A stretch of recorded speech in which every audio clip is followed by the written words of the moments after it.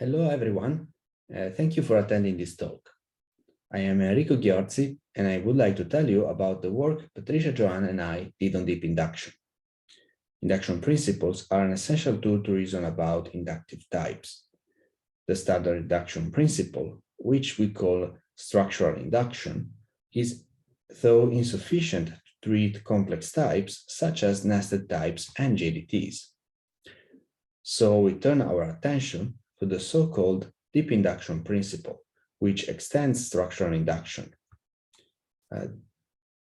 Deep induction rules for algebraic data types and nested types are well known, and we extend the deep induction principle to generalized algebraic data types. So this talk will consist in a series of examples demonstrating the principle of deep induction applied to data types of increasing complexity, up to generalized algebraic data types. We start with algebraic data types, of which lists are the quintessential example. From the declaration of a list, we see that a list is defined inductively as either the empty list or the juxtaposition of an element and a list. Thus, the standard induction rule states that given a non-standard predicate P, if P is satisfied by the empty list and satisfiability of P is preserved when adding an element to a list by juxtaposition, then every list satisfies P. This is just a statement of the induction principle. But for lists to support such principle, we need to provide an inhabitant of the above type. This is just a straightforward exercise in the term calculus, but notice that the structural induction for lists fundamentally corresponds to a proof by induction on natural numbers over the length of the list. That is, it does not involve the data elements contained inside the list.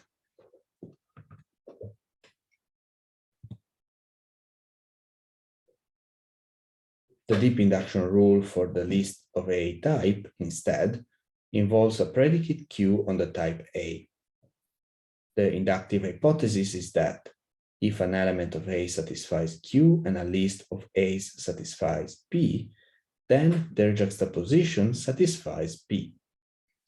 The conclusion is that if a list satisfies the lifting of Q, then it also satisfies P, where the lifting of Q on list A is the predicate that tests every element of a list with Q.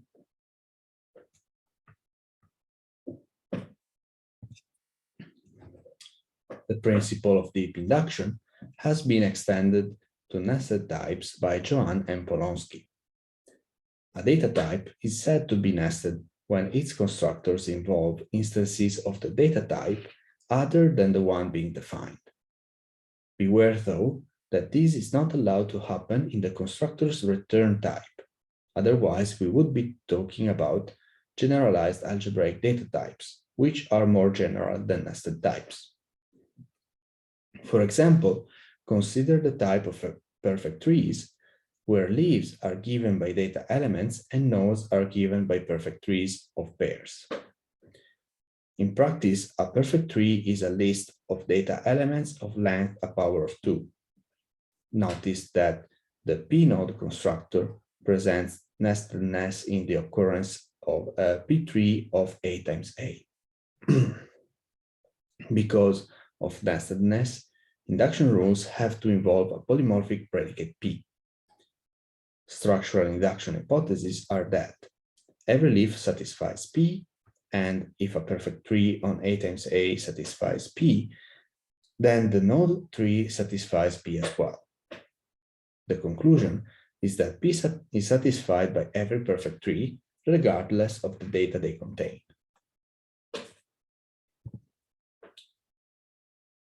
As for lists, the deep induction rule also involves a predicate on the type of the contained data in the form of a polymorphic predicate P. The deep induction rule also involves the lifting of the pair type, which essentially takes two predicates and produces their pointwise product predicate. the deep induction hypothesis is that for every predicate Q on A, if a data element A satisfies Q, then the leaf containing A satisfies the predicate PQ on P3 of A. And if a perfect tree on A times A satisfies P of Q times Q, then its node tree satisfies PQ. The conclusion is that for every predicate Q, if a perfect tree satisfies the lifting of Q to P3, then it also satisfies the predicate PQ.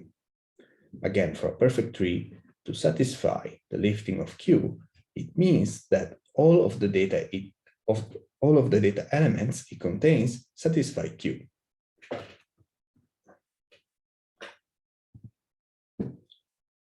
A nested type is truly nested if the nesting is over the type itself.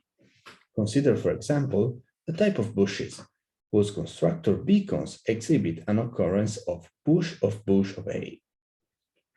Since structural induction ignores the data contained into the data type, it makes little sense to apply it to a type which contains itself.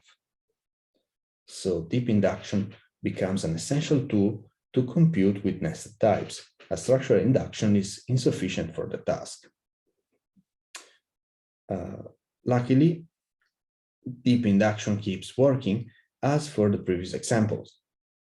Notice though that in the induction hypothesis associated to the constructor beacons, the one presenting true nesting, the polymorphic predicate P is applied to itself. More precisely, P is applied to the predicate PQ on bush A to produce a predicate on bush of bush A.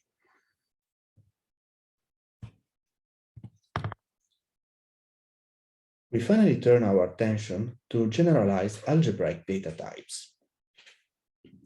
These, as hinted before, are inductive types that allow for instances other than the one being defined to appear in their constructors even in the return type.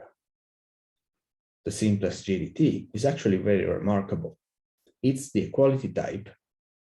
Indeed, while we define the equal type over two type parameters, the return type of its raffle constructor is the equal type applied to two copies of the same type parameter.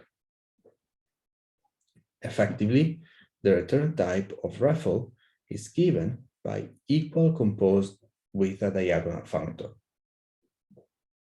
Furthermore, notice that the lifting of equal predicates the extensional equality of the two given input predicates.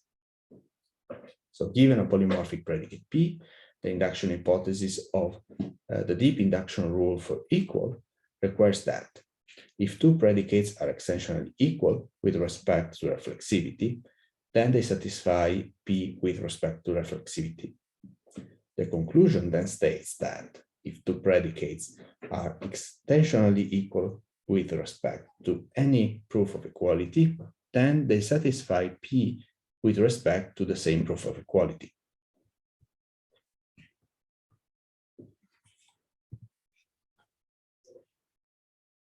The equal type is so important because we can use it to treat all other GADTs via the so-called Henry Ford encoding. Indeed, given any GADT, we can re-encode it by using the equal type to remove nested instances from the return types of the constructors, so that the GADT will appear as a nested type. Of course, a GADT can only be made to appear as a nested type, as the constructors will involve the proper GADT equal. So the type will not be a nested type, but it will be a proper GADT. Still, this encoding, together with the previous examples with nested types, will guide us to derive the deep induction rule for GADTs. We consider as an example the type of sequences. Notice that the constructor pair can only produce sequences of pairs.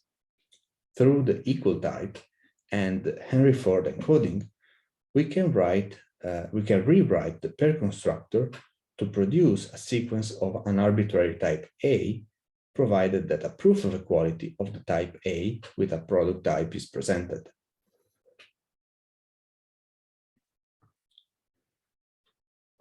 Then the induction hypothesis associated to the pair constructor states that given a proof of equality for a predicate QA and the product of the predicates QB and QC, if a sequence SB satisfies the predicate PQB and a sequence SC satisfies the predicate PQC, then the pairing of the sequences SB and SC satisfies the predicate PQA.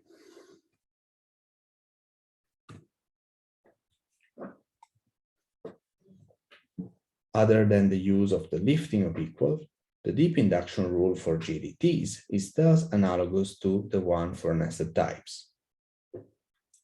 We can then generalize the previous examples to the case of an arbitrary GADT, although we require that all types involved in the definition, in the type definition, be functorial, in the sense that they admit a functorial map function.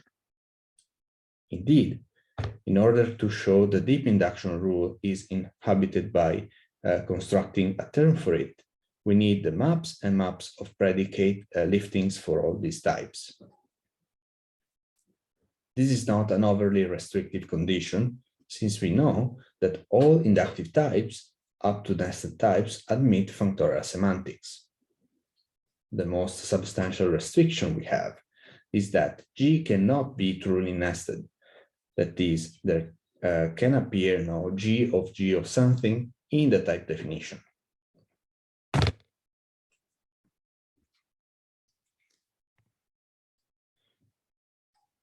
Indeed, in case of a truly nested GADT, such as the one in the example, we can still express the deep induction rule. Notice that this example provided is a toy example in that the type is actually non-inhabited, but it still shows what is going on and the reason why deep induction doesn't work for this. It's just easy to give an example of an inhabited type that presents the same pathology.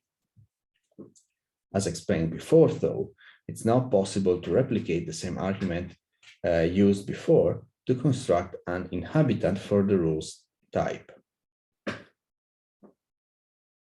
Indeed, we would need to make essential use of the map of the predicate lifting of G. A functorial and parametric model for GADTs is not currently known, and the obvious approach to construct one fails, as detailed in the work of Johan, Jeffries, and mine. Luckily, truly nested GADTs are not common in practice, so much that we are not aware of a single instance of them in the literature. So the proposed extension of deep induction to a large subclass of GADTs can be useful in practice. Furthermore, all these examples have been formally implemented in AGDA to verify their correctness. And thank you for listening.